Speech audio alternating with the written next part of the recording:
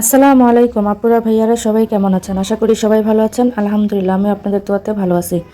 তো আমি আজকে প্রথমে খাইতেছি হচ্ছে মূলা ভাজি করছি। আর মূলা ভাজির সাথে বেশি করে ধনিয়া পাতা দিছি। আর আমার থেকে মূলা ভাজি খুবই ভালো লাগে। কার কার থেকে মূলা ভাজি পছন্দ কমেন্টে জানাবেন।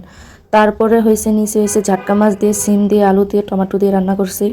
এই তরকারিটা খুবই মজা হয়েছে। আর ঝাটকা মাছের গ্রান কিছুটা ইলিশ মাছের মতো লাগে। যারা যারা খাইছেন তারা বলতে পারেন। আমার থেকে ঝাটকা মাছ খুব পছন্দ। তারপরে নিচে হয়েছে যাইয়া মুরগির মাংস। আর এই মুরগির মাংসটা খুবই মজা হয়েছে।